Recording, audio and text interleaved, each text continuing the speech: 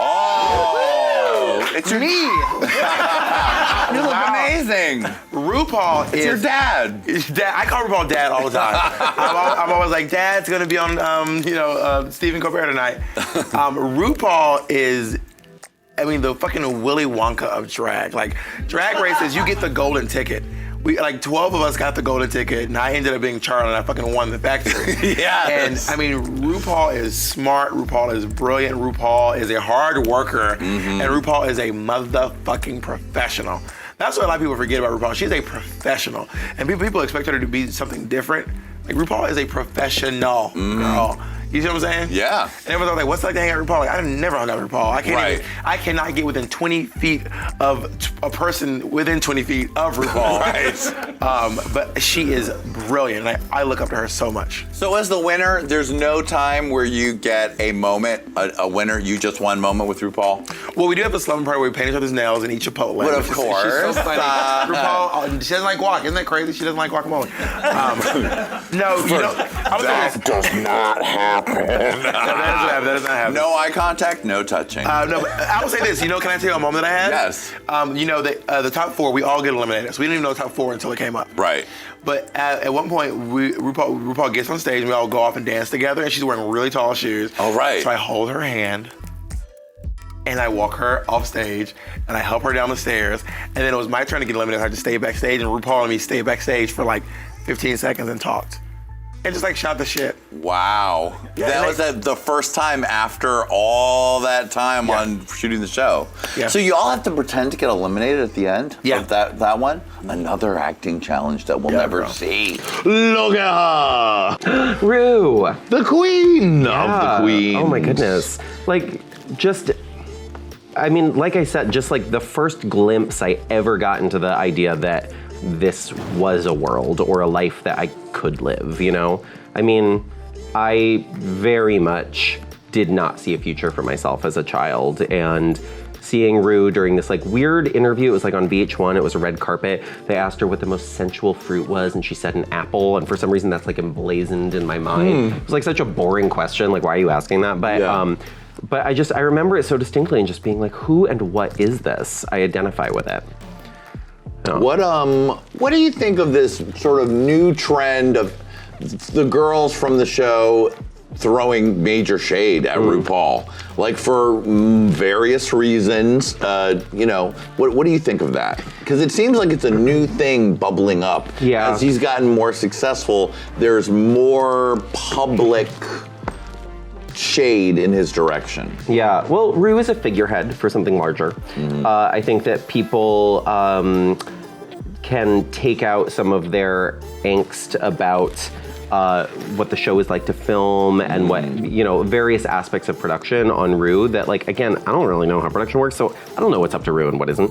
I also think it's a little bit of a backlash of like deification, right? It's like if we put anyone on a pedestal, and this speaks for me as well, like anyone too high on a pedestal, it's, eventually you realize that they're a human, and Ru should be allowed to be a human. And she's done a lot of amazing things, and she also does some things that people don't like or that maybe are objectively wrong. And, it's like, honestly, I kind of think it's the mindset that's got us in our political climate, It's like, we have got to realize that people inherently have flaws, and that we have to like kind of look at the full picture, and this kind of black and white thinking with no nuance is like, Ru is a flawed person, and that's not a bad thing to say. It's okay, we all are, Yeah. So instead of like trying to like crumble her down for making a misstep, I think that it's, allow her to be human. Agreed. Look at her. Mama Ru in the original Drag Race look. Child, look at her. In gorgeous. your wildest dreams, girl, no. Did you think she'd be wearing your name around her neck? No, hell no. The crazy thing, listen, the reason why I'm sitting here, other than Alexis, it would be Mama Ru, because without Mama Ru, Alexis would be Alexis, but not, at the level we are. I can't believe, you know, like to be on RuPaul's Drag Race. Let me tell you something. Before I got on the show, I would like, I was so obsessed with it, I would like have dreams of the show. Wow. And I would like, what is it called when you dream something that's over and then? You have like a premonition? I was premonitioning. I was premonitioning, and I would have dreams of me on the runway. I would have dreams of Mama Ru. I would have dreams of Michelle. You know, not reading me, but she would be in my dream. And so when I got there, I think that's also why I was so in a state of shock, because I'm such a fan of the show, that when I sat there and I was like about to lip sync, I was like, because I watched it and it was just, I felt like I was in my dream again. Yeah, Mama Ru, wow. Mm-hmm. That's a gag. If y'all ever get the chance to see her in person, that bitch is stunning. I just catch myself staring and I'm like in a daze. Look out. Her dressing room, everything, there's like 3 dressing rooms. Yeah. Her private room that has a bathroom and her full makeup where she changes. And then sometimes she'll do dress in like the hair room. No one comes back there. There's a curtain, there's a door, a curtain, and then another series of doors before you get to her. So you have to get through all of us before you get to Ru. Right. And so that's, no one's ever just gonna happen. Like the Ark of the Covenant. Really it is. It really feels, and she also does her podcast. Oh, right. During her break of the show. So she's working all day long. Mm-hmm. Like, it boggles my mind that she does that podcast during lunch. Is there like banter in the dressing room or, yeah? We're very fortunate because occasionally when there's like a challenge that the girls had to do on a day that we're not there, because we're only there the days that she is actually in drag. Right, of course. We're invited to be there. We can be there if we want to work on extra wigs or maybe Raven wants to do something.